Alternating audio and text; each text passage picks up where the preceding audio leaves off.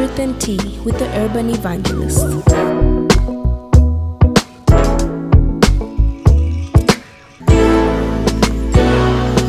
Welcome to Truth and Tea with the Urban Evangelist. Hi there, I'm the Urban Evangelist and welcome to this week's episode of Truth and Tea podcast. Do you ever struggle to trust God's plan for you or to wait patiently on His timing? Chances are you do. In fact, we all do really. It happens to the best of us. That is true for so many of us that, ever since high school, we've always known that God has something big planned for us someday. But depending on where we are in life, we may still be waiting to find out what that thing is. And while we may have made peace with the fact that we're in a much needed time of preparation when God makes us wait, and perhaps we might even be content with that, there are definitely plenty of times when we grow weary of waiting around, and honestly, we are just ready for some action. There's some variations out there, when it comes to trusting God's plan and His timing. And we know that sometimes we want to help God along, especially when things don't seem to be going our way. But the Bible tells us very clearly in Isaiah 40 verse 21 that they that wait upon the Lord shall renew their strength. They shall mount up with wings as eagles. They shall run and not be weary, and they shall faint, or rather they shall walk and not faint. So here today to discuss this topic of the process of waiting, of becoming, is a person who is perhaps a bit more known for being, the one grilling his guests and asking all the hot questions. His name is Suwilanji Siame. He's a media personality. He's a podcaster. He's a PR expert. And so much more, which I know we'll find out as we go along. But Suwi, welcome to Truth and Tea. Thank you very much. I'm actually very happy you invited me. So I look forward to having a very exciting conversation with you. I'm honored that you came. Now that the tables have turned. Exactly. It's my turn to get even, really. And you heard the intro, right? I mean, talking about waiting and the process of becoming. You've got a dream. You feel like God has placed something upon your heart. You know where you want to go. But then you're not really prepared for everything that's in between point A and point B.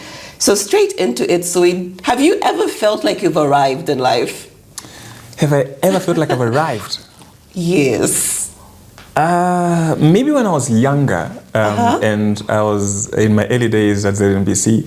That thing where you feel like, okay, I've reached my dreaming limit. I think I need to dream new dreams. Really, huh? So at that particular point, because dreams are in stages. Yeah. The kind of dream that an 8 to 10-year-old has, I don't think for most of them goes beyond age 25 and whatnot. Exactly. Some of them just have a PS5, that's a dream. Then, you have a PS5 and then, I have a new dream. So I felt like that, I think, when I was doing my television at ZNBC, because when I was very young, I really wanted to be on television. But when you are young, you know what you want, but it's that thing where you reach a point where you say, and then what? Okay? So yes, I had reached that, but I felt like there was more that I wanted. And also more for me came as a result of being exposed. Okay. Then you realize, so it doesn't end here. So you can become this and become that and become that. And so yeah, pretty much. So what triggered that for you, like wanting to be on TV? Usually some people will watch somebody on TV and say, that looks pretty cool. What was the trigger for you? For me, really the trigger was when I was young, I was, I'm a big fan of the BBC. So when I was young, I think when I was in my secondary school, I could read the news on the ticker, and as a person who's reading, I would mute the TV, and then I'm reading those headlines and I'm down there like I'm there, wow. Yeah. So I always do that. And then when I tune to our local channels, How old were you then? Grade 12. I was like, what? I don't know. I was not 20 years. So this was 12th grade? 6. No, maybe grade 10, 11. Okay. 10, 11. Yeah, 10, 11, around that time. So when I do that, and then I tune to our local channels, I go like, but these guys don't have that level of energy, they lack something. Because you've got the BBC guys, the guys are excited, even the news is bad, but they give you their all. Yeah. And I feel like we need this, So for me, that really is what triggered my passion for media. Like I did say, big fan of the BBC. And if you notice, pay attention to this, when you go home, when the BBC news is starting, I think their actual news, maybe their news, not their headlines, even the headlines, they do it. But when that countdown does 3, 2, 1, and then it goes in the studio, The newscaster, the anchor, is quiet. They don't say anything. They only start talking when that thing goes doom, doom, and then they start talking. Oh. Pay attention. So for me, just that sound, I'm telling you, just that. But you see, this is like how we look at life through very different lenses. We're watching the same thing, but depending on what you're passionate about, you see two very different things. Exactly. So maybe there are other things that I don't see that I'll learn about, but for me, that I saw, and just that gave me that I can do it feeling. I'll tell you what I see when I watch the news, though, because my husband's a big fan of BBC and CNN, and I tell him, you see how natural she looks? You can't begin to imagine how much makeup is on that face, despite the natural appearance. So that's what I see as a woman. Yeah, no, that's what you see. And then the other woman will go like, her makeup is not very good, her hair, the outfit, the colors don't match. I never even pay attention to colors. Yeah. In fact, there was a guy that was like protesting against this thing where he felt women are judged. So they did like a news program. Him and the female anchor. And for one whole year, he was wearing the exact same suit. Wow. At the end of the year, he then told his viewers, do you know I've been wearing the same exact suit? But none of you said anything. Nobody said anything. If this woman was wearing the same outfit the whole year, exactly, or even the same hairstyle, exactly, just that, she would have been called out. Social media, what, BBC, whatever it is, you guys can't buy our clothes. But the guy, same suit, not even noticed. Important point you bring out. So tell me, Suwi, have you always known what you've wanted to do and how to position yourself for that thing in life? No, always known would make it sound like I'm perfect. No, I've not always known. I had an idea, but I've not always known. Well, you could be a visionary. No, not that precise, to that level of detail, no. Yeah. I've always had an idea, what I would like to become and what I'd like to scale up to. Right now, and also, by the way, I'm not a media practitioner, and I always tell people this. I never went to school to do media, so I am actually not a journalist. Okay. So what did you do in school? Marketing.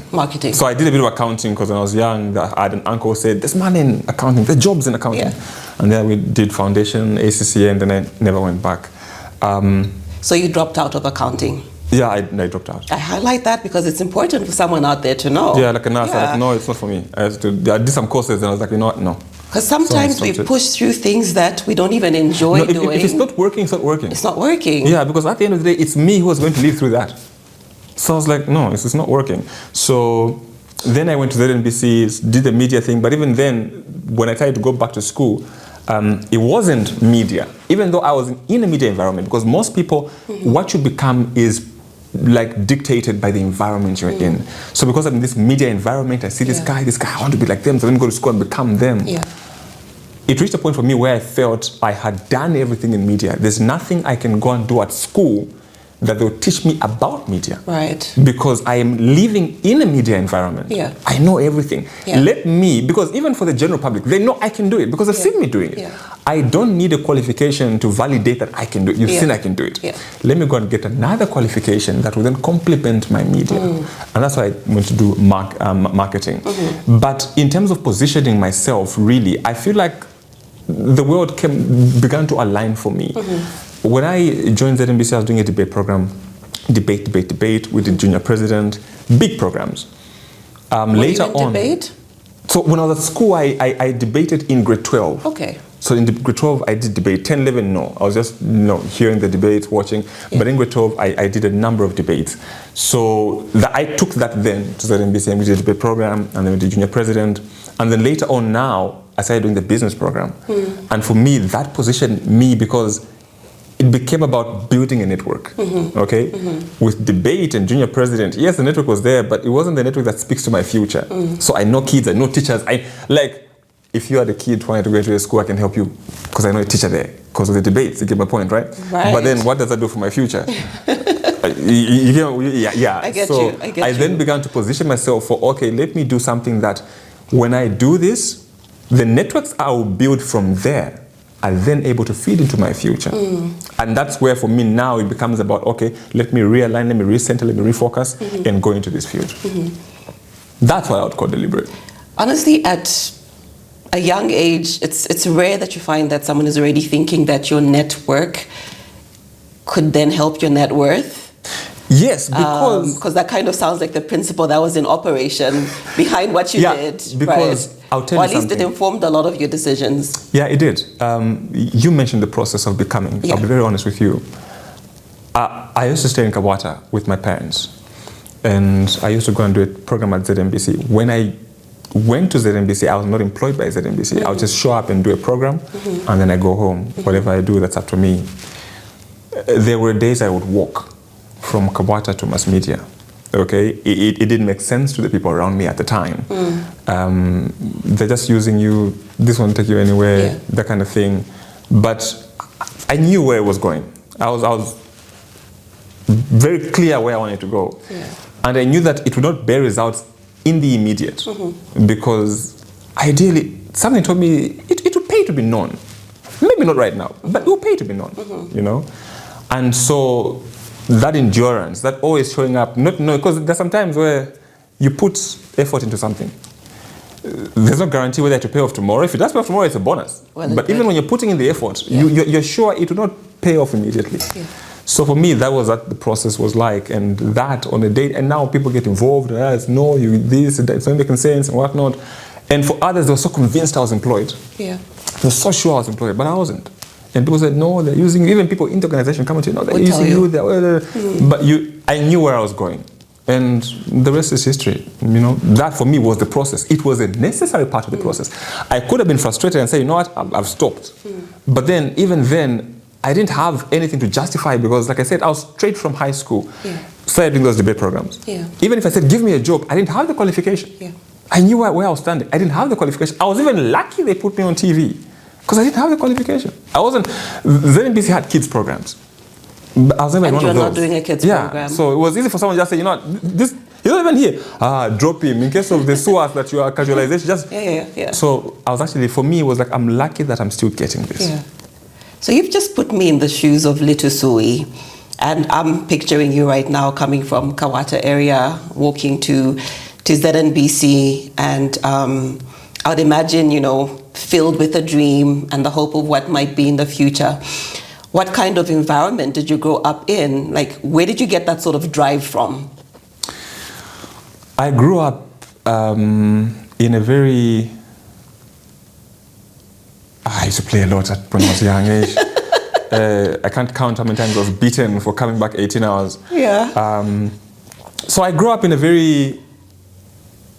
Okay.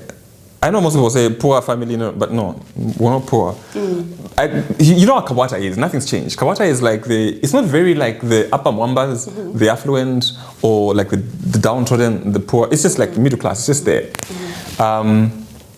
My parents, I grew up in a witness home, the witness home. So like the spiritual aspect was like very strong, you know. And I feel like that sort of led the kind of life that I have now, because I don't drink, I don't party, I don't go to concerts. Ndani is performing. Not any concert. None. Like, no. Doesn't matter whether it's like Christian. No, it doesn't Of course, matter. I mean, we're speaking in a spiritual context. No, it doesn't matter. Okay, that's very interesting. I don't go. It's just one time I think that I, escorted my wife to one. Yeah. I didn't like it. But then for me, that was, that's a story for another day. But that's the kind of environment I grew up in. Yeah. The kind of programs we watched. Violence, no. This sexual morality, no. So even, yes, as a kid you'd rebel, obviously, like, oh, you watch wrestling, but you know that you shouldn't, and it was frowned upon, and they told us why, and that kind of Christian upbringing. Yeah. That's the kind of environment I grew up in. Yeah. But when I decided to start chasing my ZNBC dream, it wasn't because, I sat down with my father and he told me, no. That was just my own thing. Even to them, they didn't see it. In the beginning, they didn't see it. But they did not block it, They didn't see it at the time. But I just believed in it myself. I feel like my motivation was not like, parental motivation, like, go and do this, go and do this, no. My parents would support, because there were times they'd show up for me, we're having like a final for the debates and whatnot, they'd show up, they'd come. They met, I think even, I met Chwamba Kanyama at the time when I was the Director General, and, your son is so like that, cool. They would support. My mother would give me a suit, and they would support. I feel like it just delayed for them to catch on to what I was onto. Yeah, but that really was the kind of environment that I did grow up in. That sort of like was for me the foundation in terms of even the kind of things that I did. They really informed it. I'm now still, trying to see through your lens, the trajectory that you're on. And you said something about how it pays, or at least you were of the view that it would pay to be known, one day it would pay off. And, I'm looking at the times that we're in now where like social media really is creating perhaps stars in their own right, who may not be too familiar with the process of grounding, a process of going through stuff. So do you ever, in light of what you went through and what your process has been like, ever feel self-made in your efforts? No, self-made, no. There is a God behind. No, self-made, I don't believe in self-made. Yeah. No, because if it's self-made, there are other people who are more disciplined, who are more focused, who are sharper, who are smarter, who should be ahead of me, but they're not. For me, that's where the game-changing favor comes in. Favor has been a game changer. For me, I feel like God really has gone before me. There are opportunities I've gotten that I cannot believe I got them. Like I said, look at where I am. There are people with 10 times my following, okay? More, but look at what they've done with it. So for me, really, I feel like my process, I believe there is a God that was pushing the process. And he never forgot that, there's a Suwi that has to be pushed. Yes, there are other global problems that have to be dealt with, but let's give Suwi his fair share of the blessing. Right now, we have a lot of young people who are 100,000 followers overnight because you danced somewhere, and now it's like, boom, you've got these followers, and you've got no idea what to do with them because you never planned for these followers 6 months ago. You don't even think about them 2 days ago. But because something happened, Mainza was, and someone took a video, who's that person? Tomorrow, Mainza has a page. Mainza's happening. And people are following, and Mainza's happening, it's trending. I never trended. So for me, it was more of a deliberate process than anything else. But then also the thing I've come to learn is when something comes to you and you did not prepare for it, more often than not, it doesn't last. It doesn't last and it slips right through your hands because this is what I believe. There are things, Mainza, that are supposed to come to you. But you find that at the time, you're not ready to sustain them. Okay? So it will come to you. It will come to you. Yeah. Opportunities will come to all of us. But at the time it comes, you are not ready for it. And because you're not ready for it, it will pass you. As I said, no, because it came to him and he was not ready. One, it's also mental attitude. It's a discipline, it's a focus. The artists, I'll give you an example, for example, of the guys in music that happened 10 years ago. Okay? If you talk to them and tell you, no, look, I was young, I was very mature, I drank the money, and there are people who have had money pass through them. We see them, football stars. This guy was in the Premier League, where is he now? Nothing to show. Why? Because that came to him at a time when he did not have the mental capacity or the preparedness to handle that. Others, even younger, it comes to them. But others, it takes a certain level of maturity, a certain level of grounding, and that's why the process is important. Because the process will teach you what you could not have known on your own.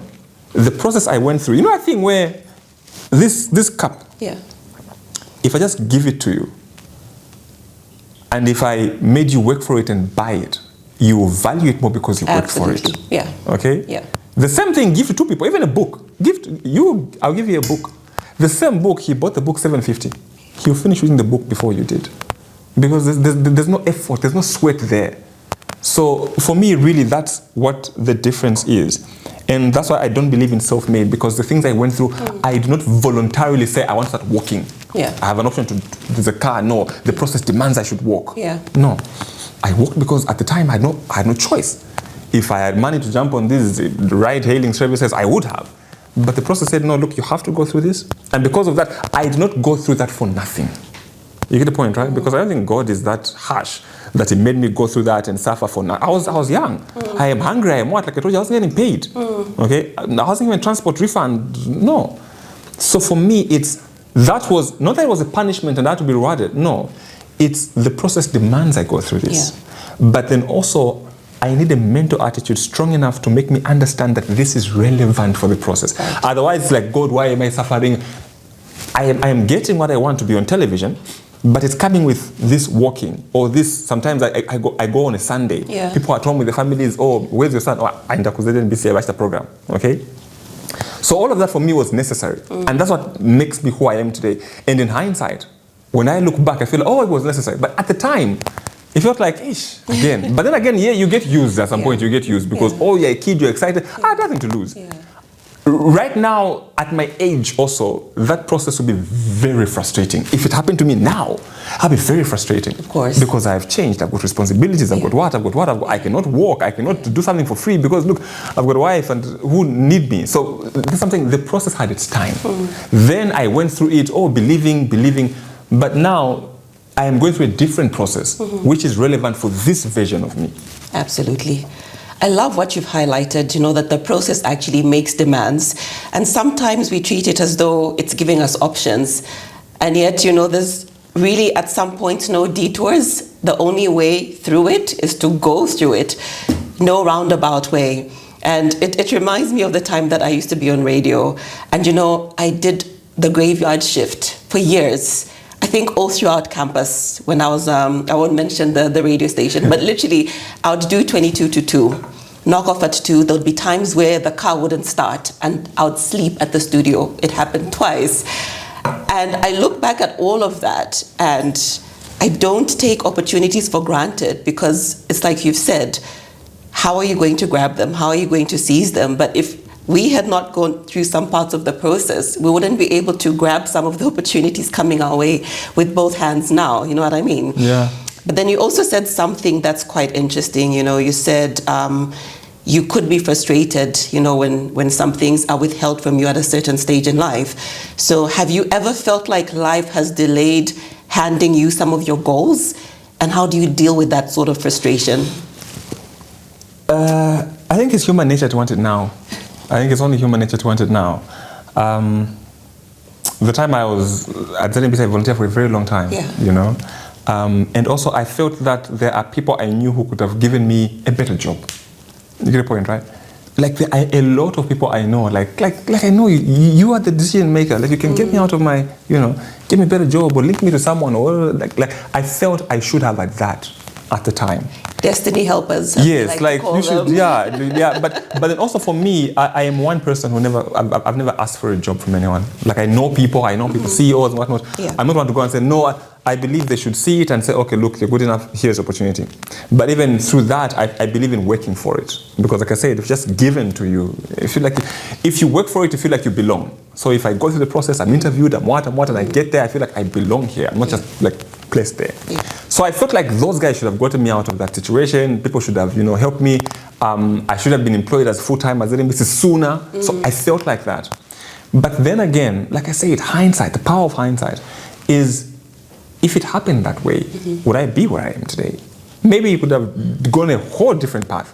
But then the funny thing with life is when you take a detour and you turn, you can't come back and say, okay, now where we ended there, now let me now make this decision. It's gone, it's too late. So I've had those situations before where I felt like this should not be happening like this. Yeah. According to my plan, it should be happening like this by this time. And to be honest, for the most part, my timelines have not worked out the way I thought they would. But then God, we have the gift of seeing, but our sight can't even take us beyond tomorrow. You get the point, right? Like, is that thing they say, no matter how tall you are, you can't see tomorrow, But God sees everything, And so when I feel like this is the right way, he says, my son, no, it's not the right way. Yeah. The right way is this side. But then also I feel like it takes a certain level of spiritual dedication and commitment for you to actually say, God says, this is the way, and you blindly say, okay, I'll follow, without knowing where it will end up. Exactly. So sometimes people have been stubborn, others are stubborn, like, no, and you insist because you are seeing the immediate benefit. Like it's here, and God will say, okay, I gave you free will, and you go and find out for yourself. But like I said, once you turn, can't come back and say, oh God, let's continue where we ended the last time. No. So I've had those situations before, and the frustration is real. So that part of the process where like you try and skip it in your own wisdom and in your own knowledge, have you had instances where God brings you right back because I can't remember which book it was I read where it said, if you skip A and B and go straight to C, God always has a way of bringing you back to what you skipped. So has the process in that sense been painful for you in that you perhaps skipped a few things and found yourself back at one? I can't point at a time where I skipped it, eh? I skipped and said, no, I want to get ahead or cut corners and whatnot. Yeah. No, It's always been a steady rise. It's always been a steady rise, but not a. It's one of those. Okay, you know a thing where jump on the stairs. So maybe step 1, 2, 3. Okay, then like step 4 is not coming. I did everything I could. Step 4 is not coming. Yeah, it's not coming. But no, it comes. Oh, it comes like that. So are we talking some period of stagnation? Yeah, stagnation no, it's been there. It's stagnant, like it's like nothing is moving.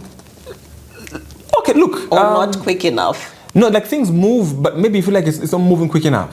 So I'll give you an example. I'm in the media, right? Okay, I'm not in the media right now, but like media space.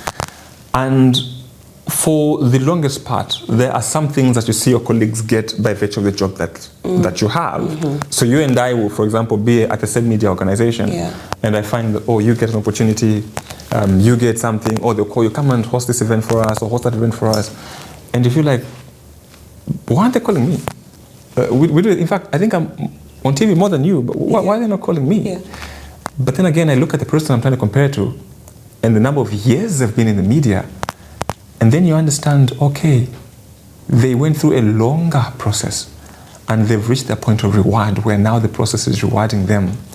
My journey is not even a quarter of what they've done. Maybe my time will come. Then one day someone says, there's an opportunity here.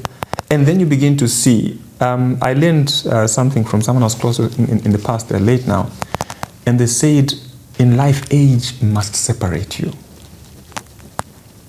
There are people who I worked with who were older than me. Before I even went to high school, they were already in the media.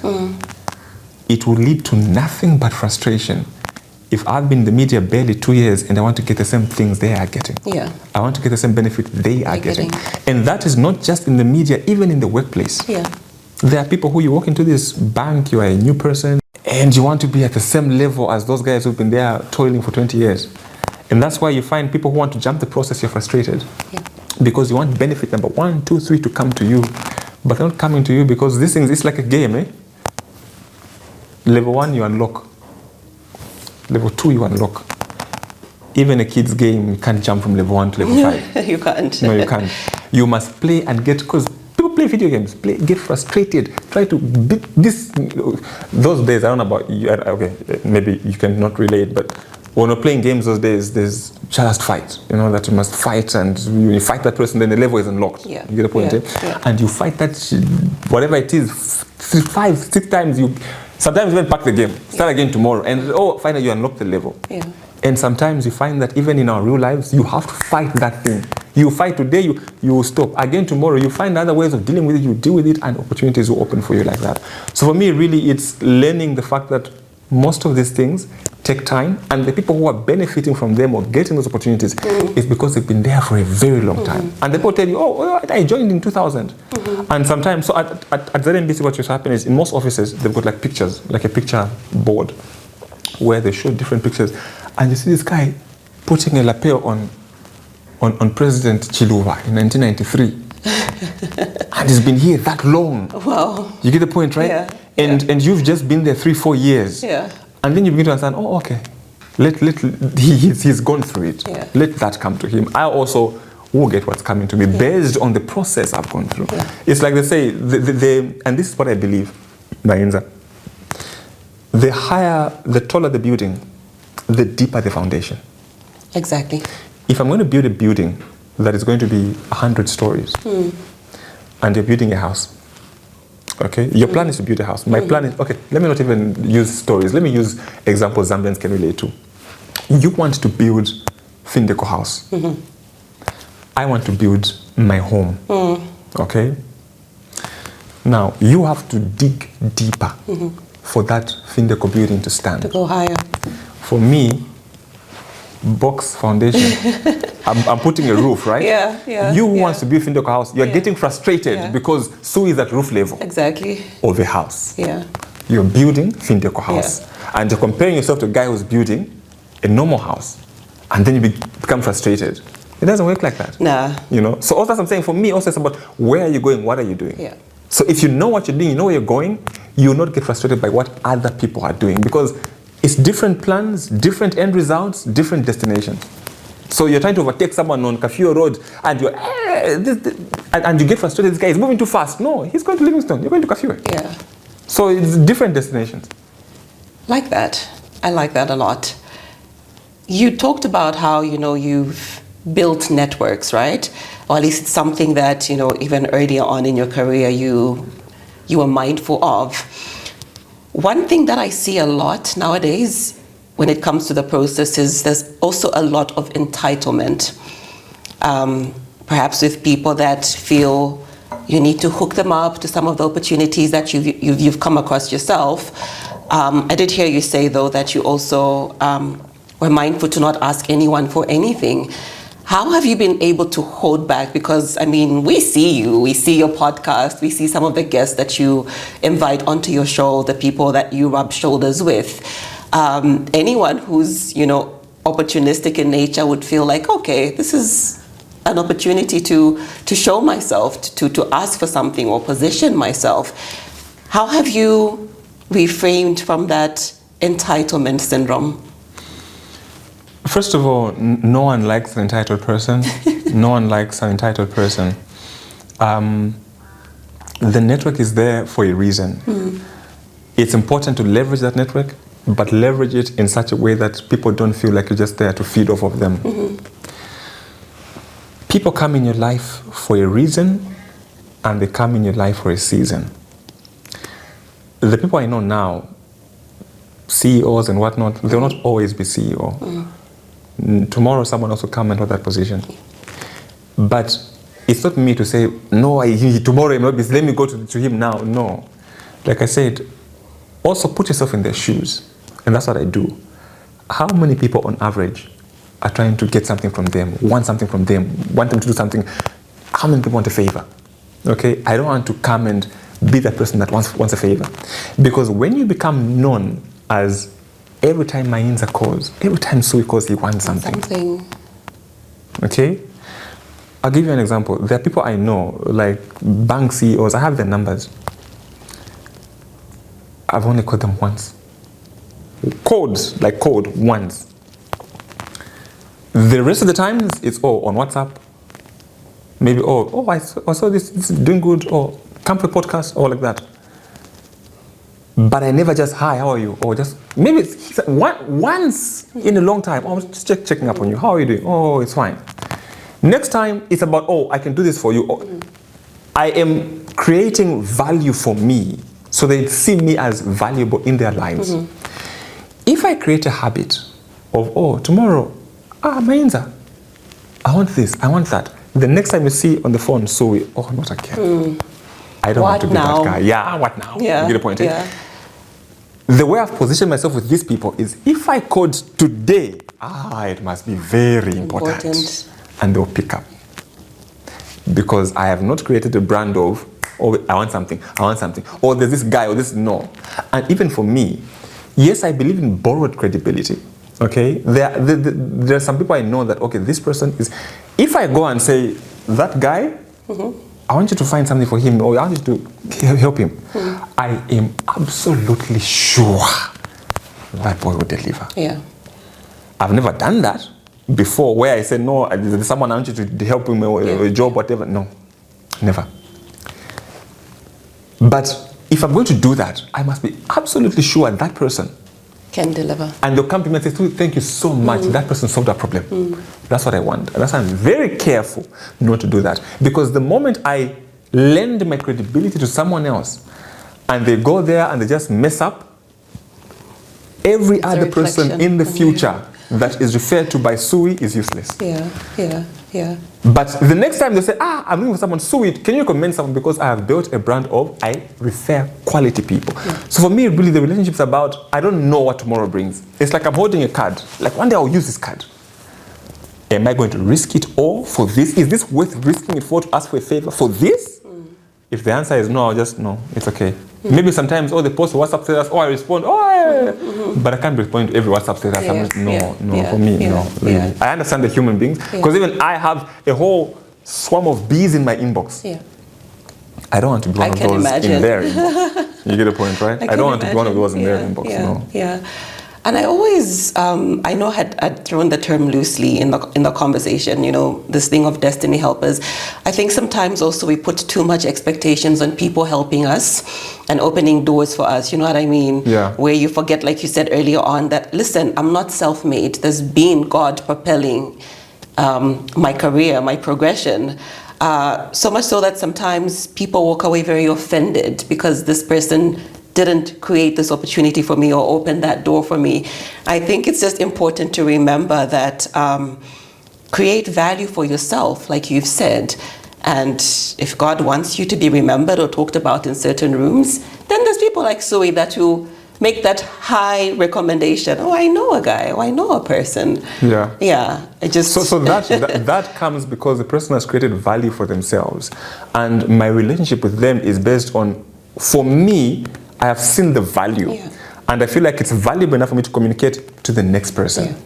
Destiny helpers are there, and for me also, I believe that's what I want to be for a lot of other people. I cannot be there physically, but I'll give you an example. If you check my social media, you never see, you will, but it's rare you see a picture of myself.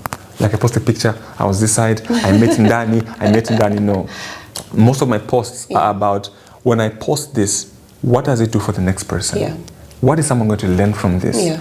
If I post something, and sometimes the things I post are not things I am going through. Or sometimes it may be something I am going through, but I know a lot of others are going through this.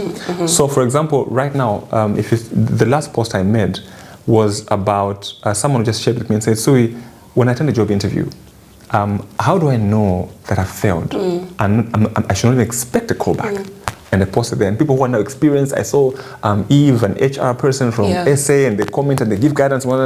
It is my platform that is reaching out to others as well.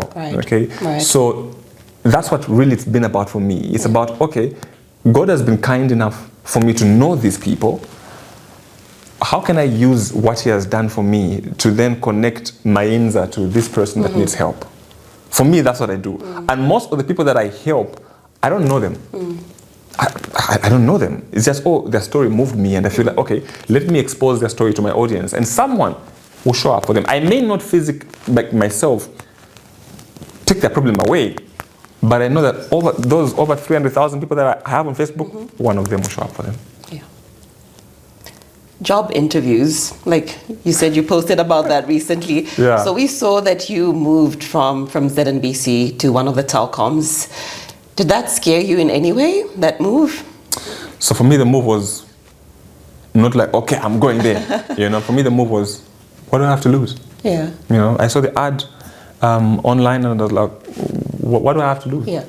The worst case scenario is I stay where I am. Exactly. You get the point, right? Worst case, and and in all honesty, that is the worst case scenario. Nothing changes. If they get me, they don't get me, obviously sometimes it affects you. You go like, I'm not good enough, I'm not what. But we'll deal with that. But then also for me, it's an issue of, if I don't get this job, I am getting prepared for the job that's meant for me. And I always tell people, if you're looking to switch jobs, attend as many job interviews as possible. There are some jobs there where it's not the job you want, but it will give you the experience with job interviews for the job you want. Because what happens is this, you work, right? Imagine 5 years pass, you never attended a job interview. And then one day you see this job that you want, like, wow, this is the job I've been looking for. And you go and make rookie mistakes in that job that you should have made at that job you never really valued. So go to those job interviews, make those mistakes. Yes, the worst case scenario is if you don't want the job, they'll call you. But then also what that teaches you is how do you respectfully decline.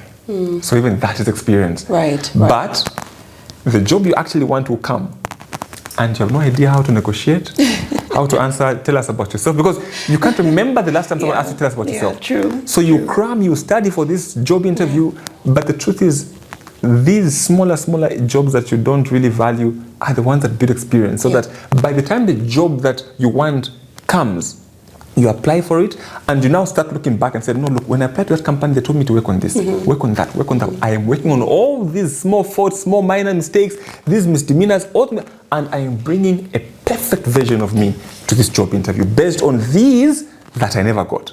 But if I'm too proud to even apply, like, no, it's embarrassing, they'll see me. And some people are like that. Yeah. They feel like, no, if I apply, they think I'm not happy, I'm not what? No.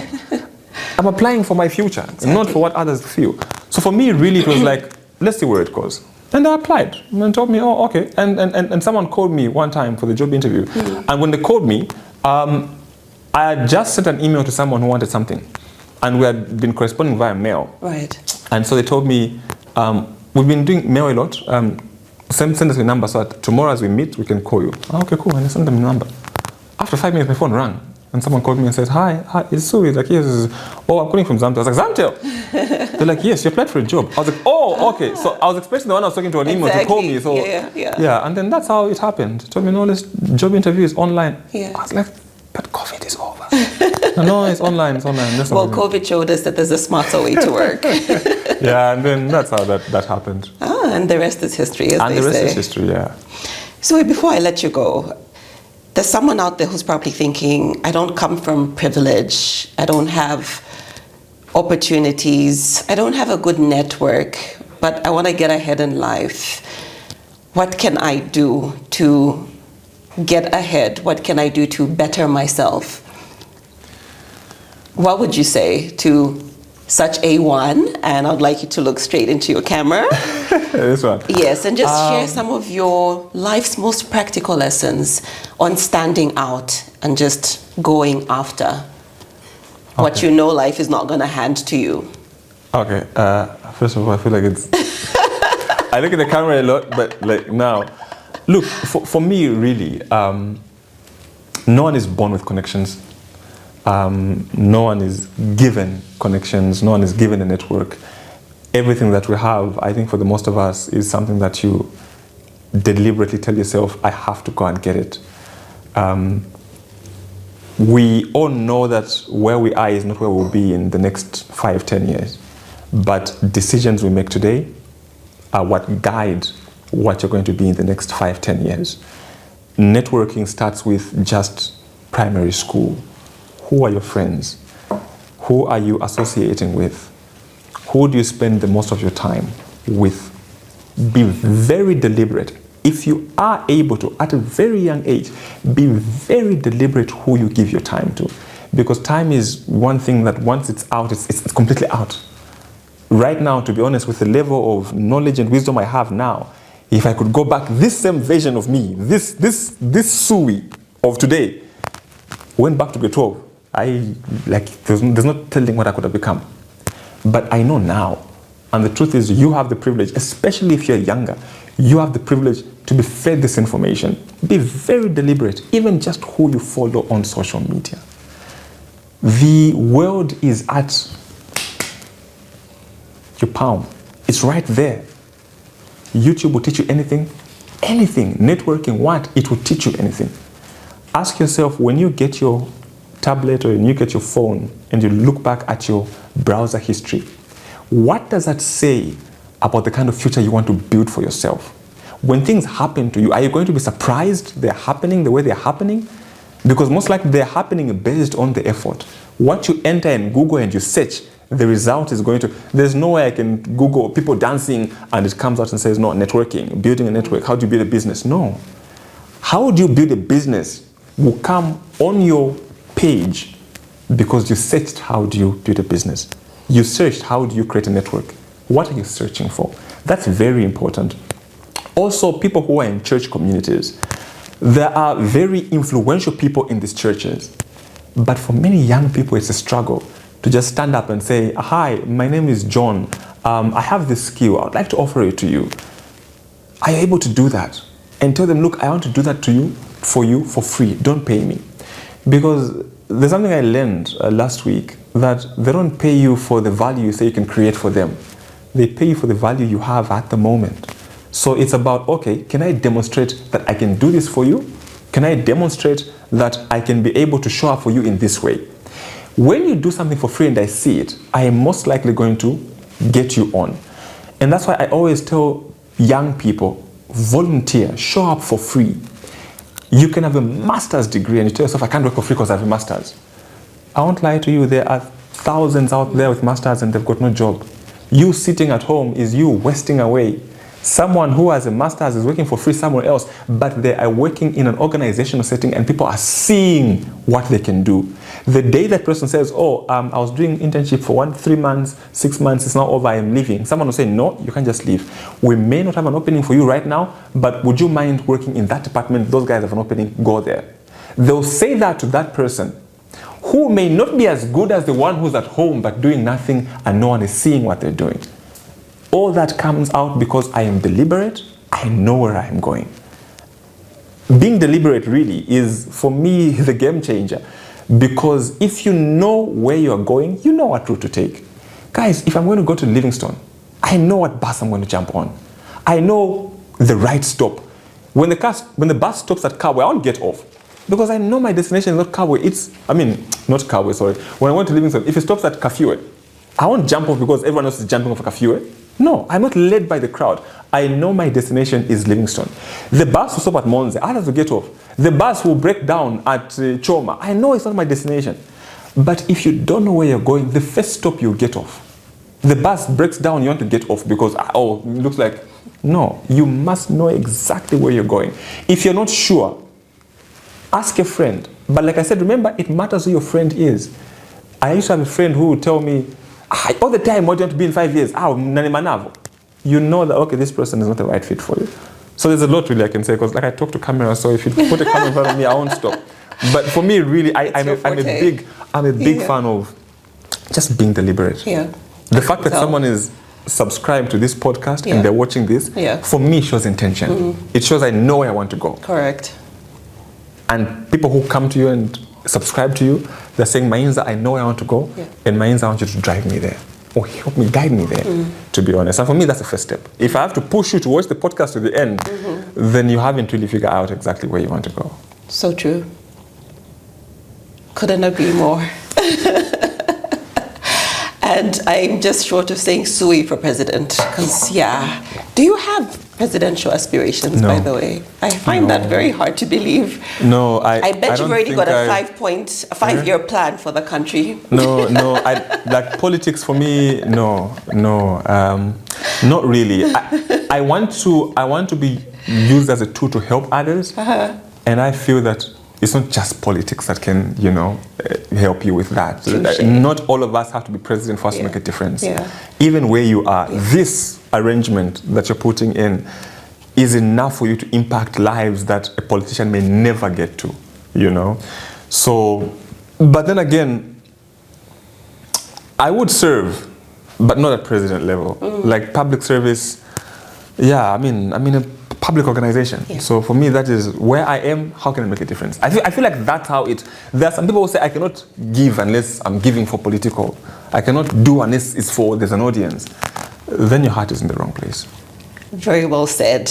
And with that, I just want to thank you for coming through. It's been lovely. It's been enlightening, and I've picked up so much. Yeah, no, I have picked up. Top of the list is a lot of intentionality with. For me, I know everything. I mean, look at your podcast, for example. It's every week. It's deliberate. Yeah. I think it just doesn't fall like, oh, let's do a podcast. Yeah. No, there was pray about it, think about it.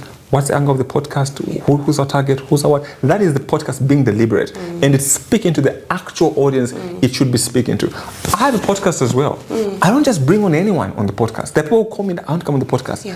I respectfully decline because they don't fit into what the podcast believes in. Yeah. That's being intentional about where the podcast is going.